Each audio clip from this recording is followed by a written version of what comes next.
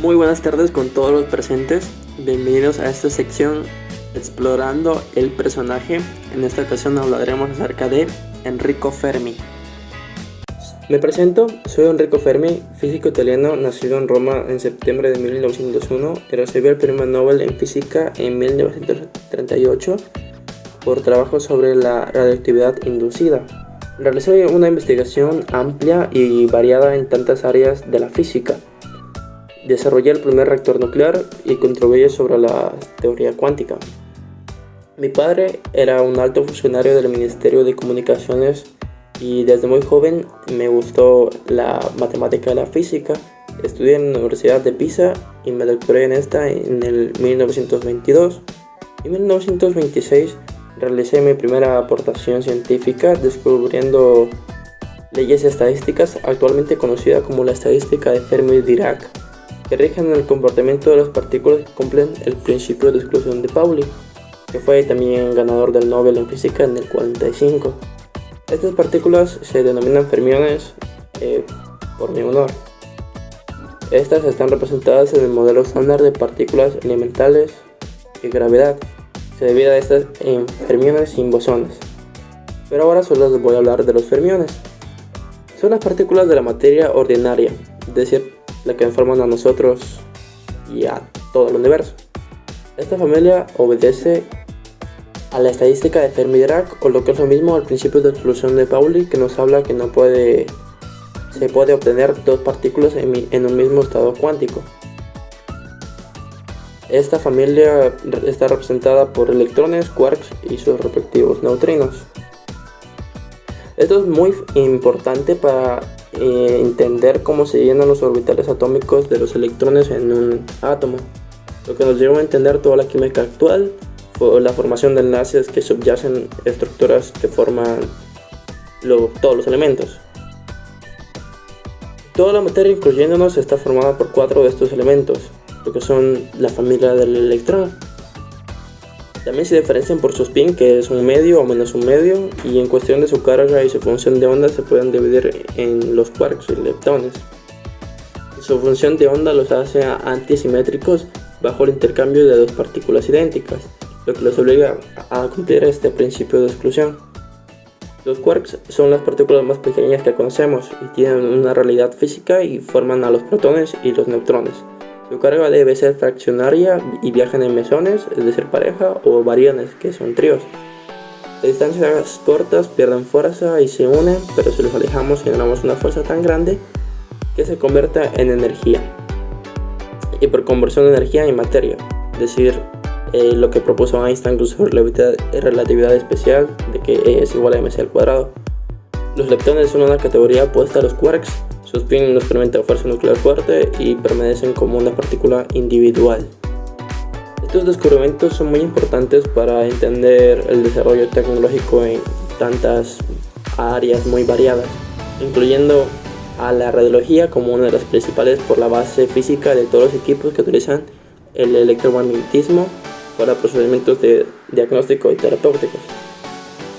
Desde el descubrimiento de los esposos Joliot y Curie, es decir, la hija de Marie Curie, de la radioactividad artificial, demostré que las transformaciones nucleares que ocurren en casi cualquier elemento sometido a bombardeo de neutrones, y descubriendo los neutrones lentos que son capaces de provocar transformaciones nucleares a la síntesis de nuevos elementos químicos artificiales, a los que los llamé neutrinos.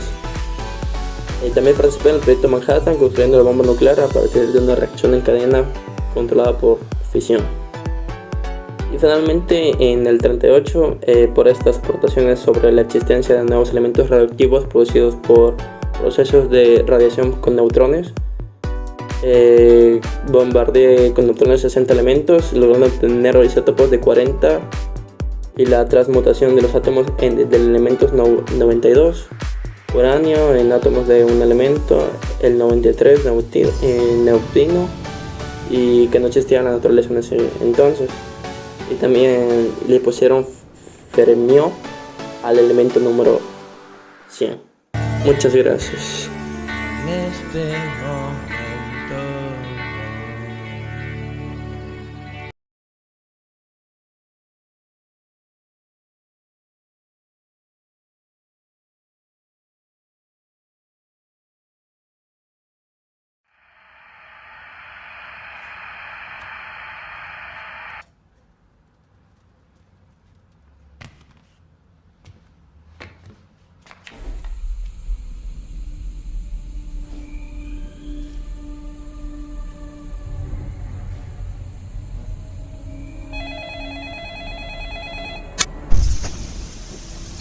si creíste que esto terminaría aquí, te equivocas, porque esto está por continuar.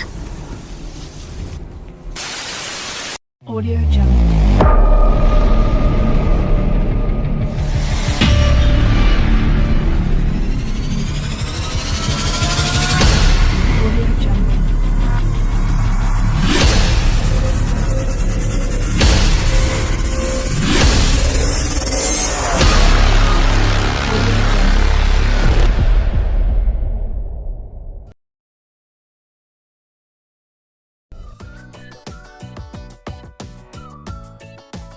A continuación vamos a hablar de la anatomía del recto y el canal anal, temas correspondientes a la Cátedra de Anatomía Imagenológica 2, a manera de una exposición breve y dinámica.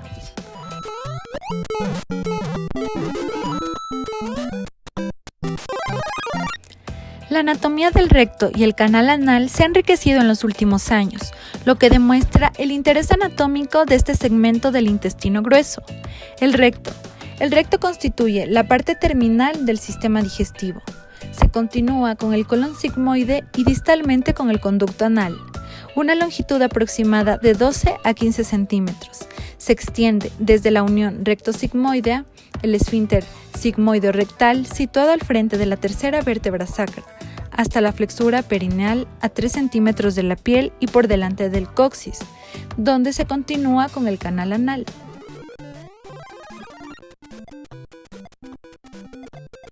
La configuración externa. La superficie externa es lisa, sin apéndices epiploicos. En sus caras anterior y posterior está recorrida por estrías longitudinales que corresponden a fibras musculares y excavada por uno o dos surcos transversos que corresponden a los pliegues transversos del recto. Su porción más dilatada es la ampolla rectal. Tendremos una vista a través de un corte sagital del recto, en la cual vamos a tener dos flexuras, una superior y una inferior. La superior, la flexura sacra, que tiene concavidad anterior, mientras que su convexidad posterior se amolda sobre la concavidad del hueso sacro y coxis. En la parte anterior de la flexura sacra del recto se observa una flexura anterior que corresponde en el interior del recto al pliegue transverso medio del recto, mientras que en la flexura inferior, la flexura perineal es de convexidad anterior. A partir de esta, el recto se continúa con el canal anal. A continuación tendremos una vista coronal que muestra que el recto tiene tres flexuras laterales, una flexura lateral superior de convexidad derecha, una flexura lateral intermedia de convexidad izquierda y una flexura lateral inferior de convexidad derecha. Estas flexuras determinan relieves semicirculares en la mucosa que se denominan pliegues transversos del recto, dos de los cuales son izquierdos y uno es derecho. El segmento del recto, que queda por encima de la flexión media anterior, presenta la cara anterior tapizada por peritoneo. En sus dos caras laterales, el peritoneo se dispone oblicuo hacia abajo y adelante, formando las fosas peritoneales pararrectales, por debajo de las cuales se relaciona con el espacio pelvirrectal superior. La cara posterior está fijada por arriba por una formación que desciende del promontorio. Por debajo de la flexura media anterior, el recto cambia de dirección y se hace descendente hacia adelante, formando la porción precedente un ángulo cuyo seno se abre adelante, la flexura sacra. Su cara anterior se aplica al coxis y al ligamento anocoxígeo. Su cara superior es subperitoneal, excepto por una pequeña porción que se relaciona con el fondo del saco recto-uterino en la mujer o recto vesical en el hombre. El conjunto del recto y el canal anal miden en el adulto 18 centímetros. Configuración interna. Las columnas anales se prolongan en la ampolla rectal en forma variable. Existen además relieves transversales que son los pliegues transversos del recto superior e inferior, visibles en la pared izquierda, y los pliegues transversos del recto medio, situado a la derecha y en la parte media. Es el más prominente y se localiza a unos 6 a 7 centímetros del ano. Marca el límite superior de la ampolla rectal, la parte más dilatada del recto.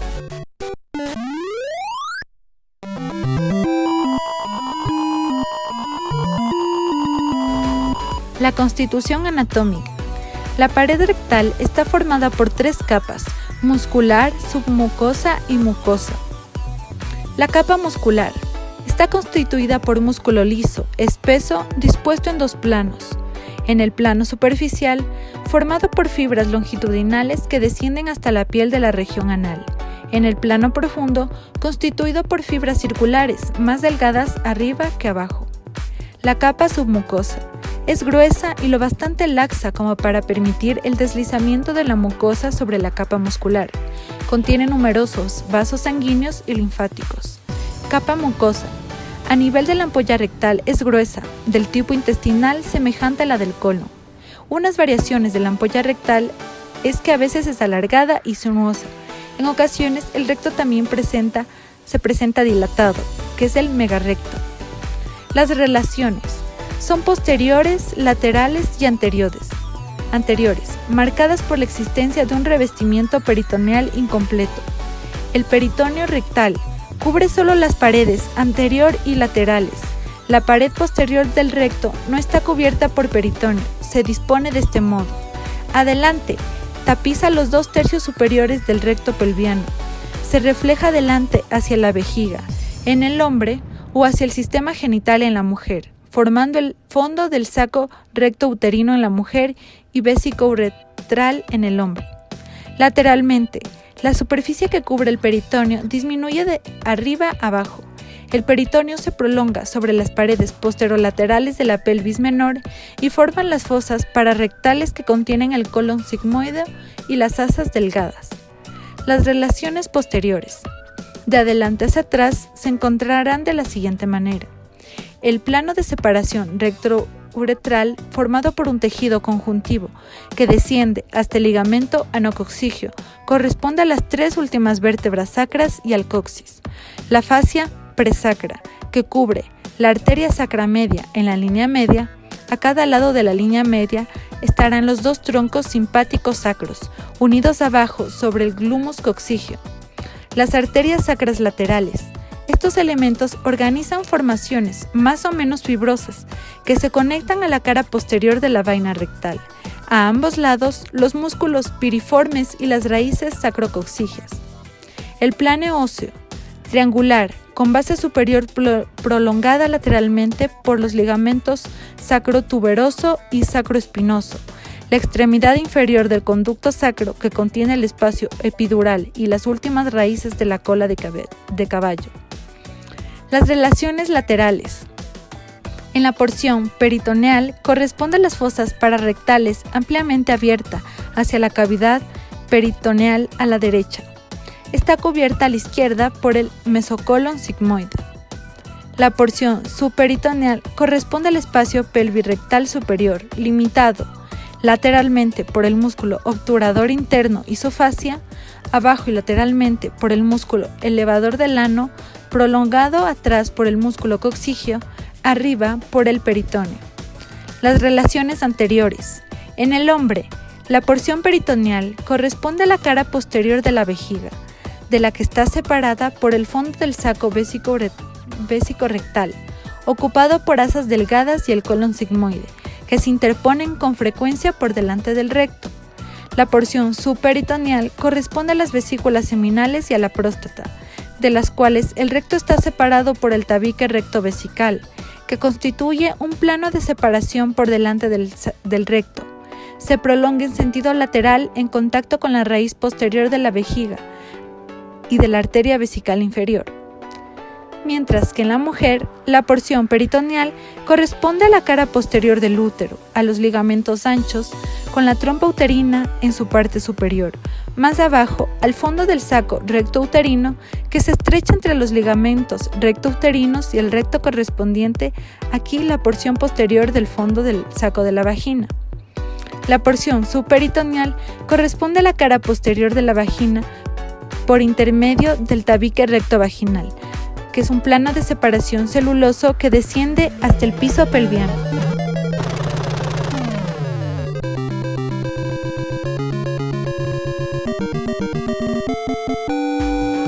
A continuación, hablaremos del canal anal.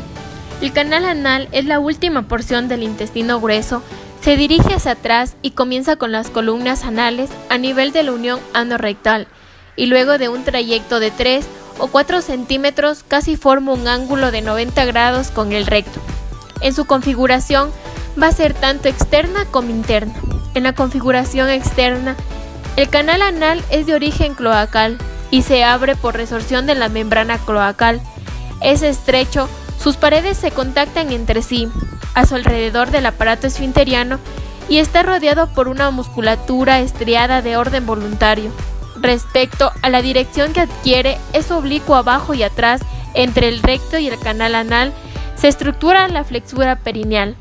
En la configuración interna, en el canal anal se observan las columnas anales, que son pliegues mucosos longitudinales.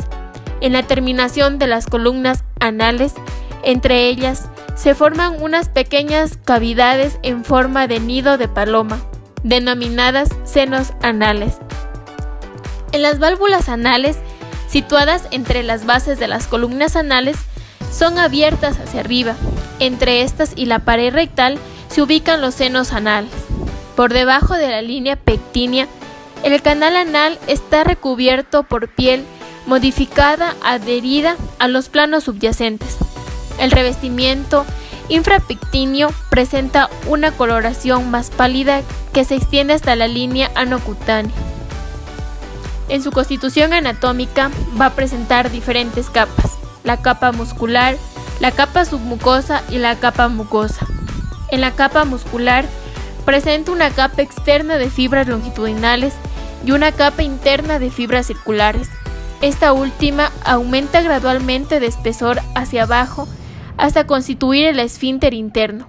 Por fuera de las fibras longitudinales se adicionan fibras musculares estriadas que conforman el esfínter externo.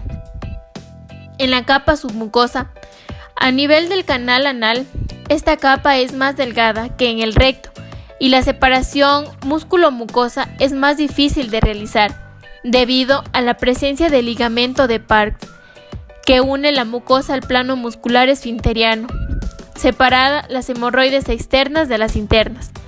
En la capa mucosa, a nivel del canal anal es más delgada y se confunde paulatinamente con el revestimiento cutáneo del ano. Esta zona de transición se denomina pecne anal. Más abajo se exterioriza y marca los pliegues radiados antes de unirse a la piel. A continuación vamos a hablar de las relaciones. En las relaciones inmediatas con travesía del periné y el aparato esfinteriano se van a dividir en el músculo elevador del ano y en el músculo esfínter externo del ano. En el músculo elevador del ano es aquel que rodea completamente al canal anal por sus fascículos mediales o inferiores y por sus fascículos laterales o superiores, mientras que en el músculo esfínter externo del ano es aquel que cubre el esfínter interno y rodea el canal anal con sus fibras musculares entremezcladas con las del músculo elevador del ano. Estas conexiones objetivan la ausencia del plano de separación entre el recto y el músculo elevador del ano. En las relaciones de proximidad más alejadas tenemos que se van a dividir en posteriores y en laterales. En las posteriores van a estar en relación con el espacio anococcigio y en las laterales con las fosas isquioanales. En las laterales, en la parte de arriba, vamos a encontrar con el músculo elevador del ano, hacia abajo con la fascia de recubrimiento superficial del periné y lateralmente por el hueso coxal. En el hombre, el canal anal toma contacto con la uretra mediante el músculo rectouretral, mientras que en la mujer está separado de la vulva y de la vagina por el triángulo rectovaginal. En la vascularización existen 3 raíces arteriales. Una es impar y posterior, constituida por la arteria rectal superior. 2 son pares y laterales, formadas por las arterias rectales medias e inferiores. En la arteria rectal superior, esta es la rama terminal de la arteria mesentérica inferior. Se separa del tronco de las simoideas y recorre el mesoncolo simoideo, en cuya raíz primaria termina y llega a la cara posterior del recto y en su contacto se divide en 2 ramas, posterior derecha y anterior izquierda.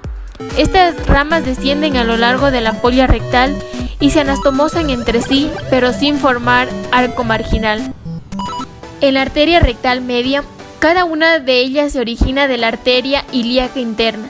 Cada una de ellas transcurre mediantemente y da ramas rectales y genitales, a la próstata, a las vesículas seminales y a la vagina. Esta arteria ocupa el alerón del recto y está muy próxima a la cara superior del músculo elevador del ano. En la arteria rectal inferior, cada una de ellas se origina a la derecha y a la izquierda de la arteria pudente interna. Son las arterias perineales. Se dirigen del lateral a medial.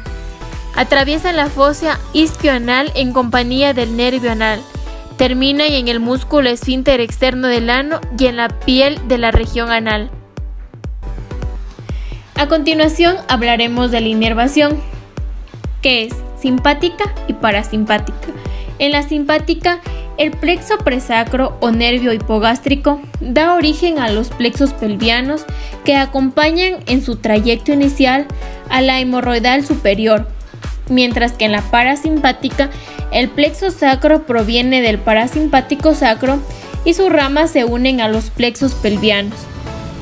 En el drenaje linfático se hace hacia arriba mediante los linfáticos y ganglios que acompañan a los vasos hemorroidales superior y mesentérico inferior, esencialmente a los ganglios aórticos. Lateralmente, a lo largo de los vasos hemorroidales medios pueden haber algunos ganglios en la superficie superior de los músculos elevadores del ano. Hacia abajo, a través de los ganglios linfáticos pararrectales van a estar en el dorso del recto, a lo largo de los plexos linfáticos, en la piel anal y perineal, en los esfínteres anales y la gracia isquiorrectal. En las vías cortas vamos a tener que se van a encontrar los ganglios de Gerota en la concavidad del sacro. En radiología vamos a tener, para valorar específicamente el recto y el ano, se realiza una rectoscopía, que es una exploración por vía endoscópica, la cual se apoya en la ecografía para descartar con seguridad la presencia de un carcinoma colorectal. La principal técnica radiológica es el enema opaco, imágenes detalladas obtenidas con doble contraste. Otras técnicas radiológicas son rayos X simple, tomografía axial computarizada, resonancia magnética, imagen dinámica.